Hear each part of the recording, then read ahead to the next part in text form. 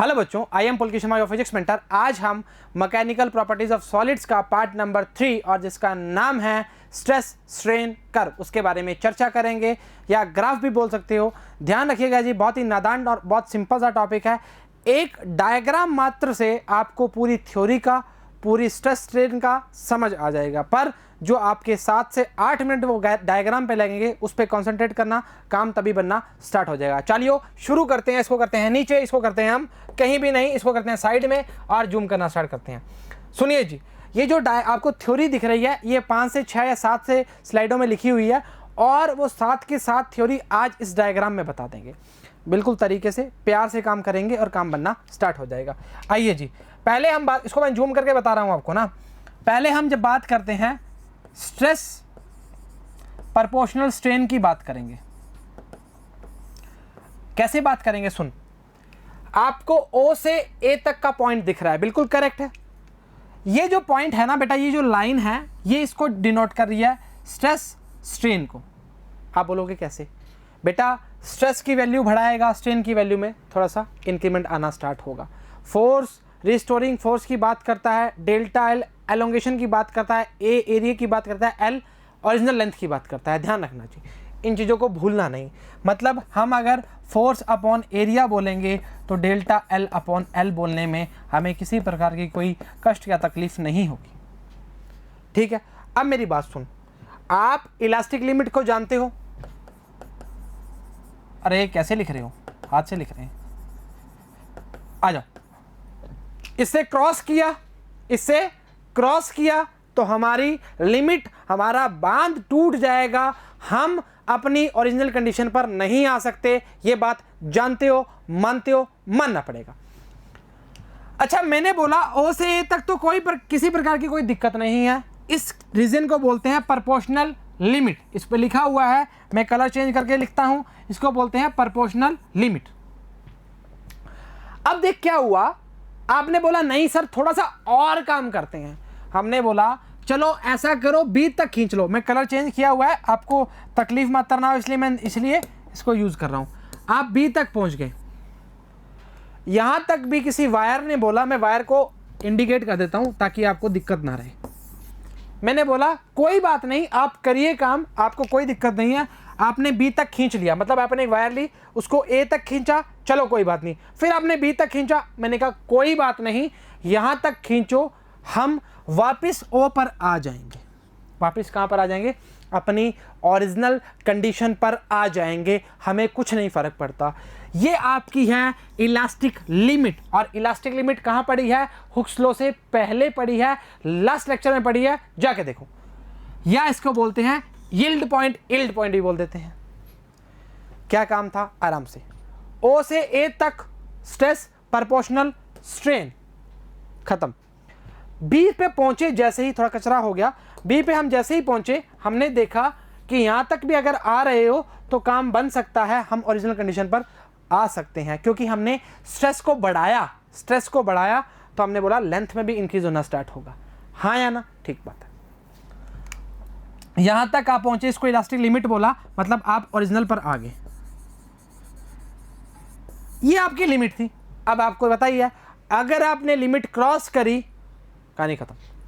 आपने क्या बोला? आप जैसे ही B पे C पर छलांग लगाते हो, आपने और एलोंगेट करना चाहा, आप क्या देखते हो? आप उस वायर को छोड़ते हो तो उसमें एक परमानेंट सेट आ जाता है CE। और परमानेंट सेट मतलब स्ट्रेन क्या बोलेंगे? OE, जिसको हम परमानेंट सेट बोल सकते हो, या OE स्ट्रेन हो गया। अब इसको आप हमारी भाषा में बोलना चाहोगे, हमारी मतलब फिजिक्स की भाषा में बोलना चाहोगे तो बहुत सिंपल सी लैंग्वेज में बोलेंगे कि अगर लेंथ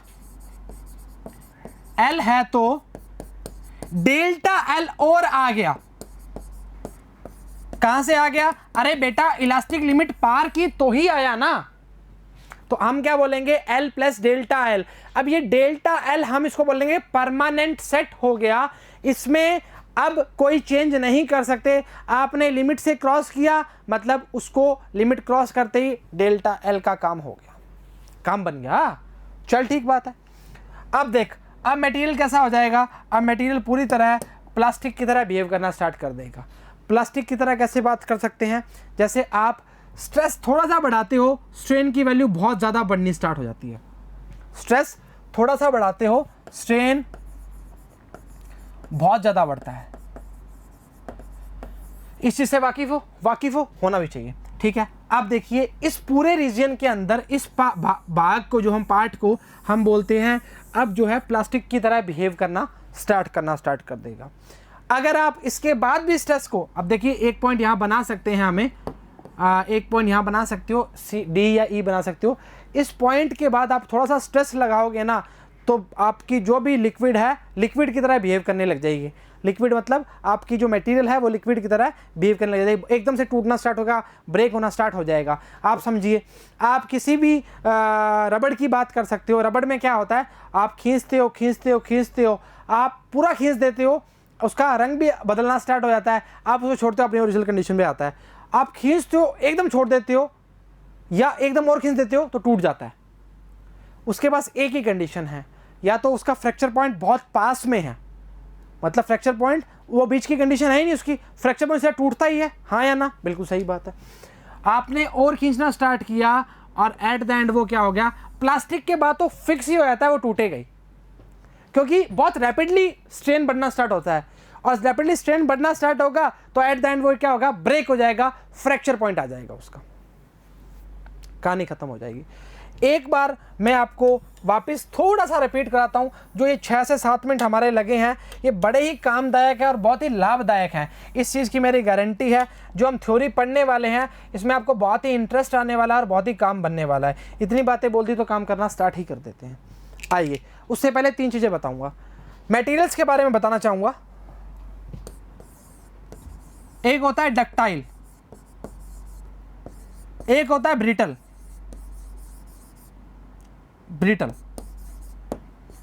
एक होता है इलास्टोमर्स, ERS। क्या होते हैं ये, जिसका प्लास्टिक रीजियन ज्यादा होता है, लार्ज होता है। 2019 में पूछा गया एक प्रश्न है जी, आपसे अभी बात करता हूं उसके बारे में, नीट में आपके। ब्रिटल क्या होते हैं, जो जल्दी ब्रेक कर जाते हैं। प्लास्टिक रीजन क्या होता है, प्लास्टिक रीजन क्या होते हैं, स्मॉल होते हैं, ऐसे बोल दो। डायग्राम के ऊपर मतलब यूज करेंगे डायग्राम। इसमें होता है नो प्लास्टिक रीजन, इलास्टोमर्स में। रबड़ इसका एग्जांपल है।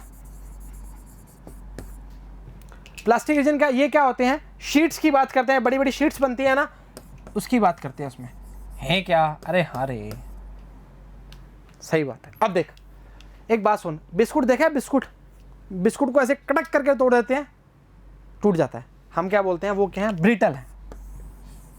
बहुत प्लास्टिक में बहुत कम होता है उसके अंदर, जिसके अंदर ज़्यादा होता है वो क्या है, शीट की तरह कूट के शीट बना देते हैं। रबड़ आपको बता ही दिया, या तो पूरा एलोंगेट हो जाएगा और या टूट जाएगा। क्लियर चर्चा, चल आजा। अब तो मेरे को लगता नहीं परेशान होगा, जिंदगी में सुकून है, काम बनना स्टार्ट होना चाहिए। आजा मेरे साथ। 7 से 8 स्लाइडें हैं जी, आराम से पढ़ लेना, जिंदगी बन जाएगी। और वैसे पढ़ा दिया, इसमें कोई दिक्कत नहीं आएगी। मेन मुद्दे की बात करेंगे और काम करना स्टार्ट करेंगे। इनिशियली पार्ट जो OA है of the graph is straight line indicated stress proportional to strain. हमने स्टार्टिंग में आते ही ये बात करी थी। The point A is called क्या आएगा, प्रोपोर्शनल लिमिट, या इस पॉइंट के लिए स्ट्रेस की बात भी कर सकते हैं, आपकी इच्छा है। The wire is perfectly elastic, क्योंकि वायर इलास्टिक है तभी तो अपनी कंडीशन पर आ जाएगी। ये बात जो हमने की है ना, इसको अगर आपने एक बार वापस बैक करके देखना तो देख लीजिए, यही बात सारी चलेगी। 3 बार दोहराना हो जाएगा, तीनों बार काम बन जाएगा। अगर पॉइंट A की बात करना चाह रहे हो, stress is not proportional to strain after the point. अब B पर पहुंचने वाले हैं। पोर्शन क्या आ गया, AB की बात कर रहा है, मतलब इस पे आगे आइए देखिए। If the load is removed any between O and B, the curve is retraced along BAO and the wire attains is original length. क्या बोला था बी से भी वापस आ जाएगा, इलास्टिक लिमिट तक ही पहुंचे हो, इसके आगे नहीं गए। अभी आगे कहाँ जाओगे, सी पर जाओगे, फिर दिक्कत हो जाएगी। आ जाओ। The portion of B is the graph called elastic region, ये वाला बेटा, ये वाला ऑबी, सॉरी ये वाला, इसके लिए इलास्टिक लिमिट, और ये क्या है, and point B is called elastic limit, yield point, ये बताया आपको। ओबी को क्या बोलते हैं बेटा, इलास्टिक रीजन। इलास्टिक रीजन क्यों बोलते हैं, क्योंकि यहाँ से वापस आ गया है ना, इसमें कोई दिक्कत नहीं हुई। चलिए अगला बोला है, up to point B the elastic forces of the material are conservative when the material returns to original size. अब यहाँ से वापस कहाँ गया, आपने ओरिजिनल साइज पर आ गया। The work done in producing the deformation is completely recovered, इसमें अभी तक कोई परेशानी नहीं आई, रिकवर कर चुका है, कोई दिक्कत नहीं आई। अब हम पहुंचेंगे कहाँ पर, आगे वाले पॉइंट पे पहुंचेंगे। Beyond the point B the strain increases more rapidly, क्या बोला था, स्ट्रेन बढ़ना स्टार्ट बहुत जल्दी हो जाएगा, then stress if the load is removed any point, क्या है, सी पे। अब कहाँ आ गया तू, सी पर पहुंच गया, और सी पे जैसे ही पहुंचा आपको ये बात पता है कि हम ओरिजिनल पर नहीं आ सकते, कहानी खत्म होगी। The wire does not come back to its original length, ओहो but traces dashes CE even on reducing stress to zero, a residual strain equal to O E is left on the wire. ये वाला जी, ये वाला जो stress है, strain है जो, वो क्या आ गया, इसमें आ गया, सॉरी स्ट्रेन है वो इसमें दिख रहा है आपको, जिसको हम बोलते हैं परमानेंट सेट। क्या बोलते हैं, permanent set. The material is said to have acquire permanent set, fact stress strain curve is not restressed, reversing the stress is called elastic hysteresis, मतलब इसके बाद अपनी पोजीशन पर नहीं आएगा, इसी को क्या बोलते हैं, इलास्टिक हाइस्टेरेसिस। क्लियर चाचा, मानते हो, मानते हो, मानना पड़ेगा। अब देखिए जी, अब लोड को फिर इंक्रीज करने की बात कर रहे हैं पॉइंट सी से, फिर क्या होगा, लार्ज इंक्रीज होना स्टार्ट होगा, strain the length of the wire ultimately breaks, अब टूट गई at the point D, called क्या आएगा, फ्रैक्चर पॉइंट आएगा। Last the at the end हम डी पर पहुंच गए हैं और हमारा फ्रैक्चर पॉइंट आ गया है जी। ठीक है, लास्ट पैरा रह गया, समझ लीजिए, बहुत बढ़िया काम करने वाले हैं। बी से डी के अंदर, between B and D the length of wire goes on increasing even without any addition of load. हम लोड को बहुत कम लगा रहे हैं, स्ट्रेन बहुत ज़्यादा बढ़ना स्टार्ट हो रहा है। This region is called plastic region and the material set undergoes plastic flow and deformation या प्लास्टिक डिफॉर्मेशन, दोनों चर्चाएं बोल सकते हो। अब मेरे को नहीं लगता इस ग्राफ में जो मैंने डिस्कस कराया उसके अलावा थ्योरी में कुछ था। अब थ्योरी का लेक्चर है तो थ्योरी में रहेगा ना बेटा, क्या करें, है ना। तो उम्मीद करते हैं लेक्चर समझ आया होगा, पसंद आया होगा, काम बनना स्टार्ट किया होगा, थ्योरी पढ़ी होगी और जो स्टार्टिंग के 8 से 10 मिनट हैं वो पढ़ाई की होगी। तो आज के लिए इतना ही, सभी को all the very best and thank you very much.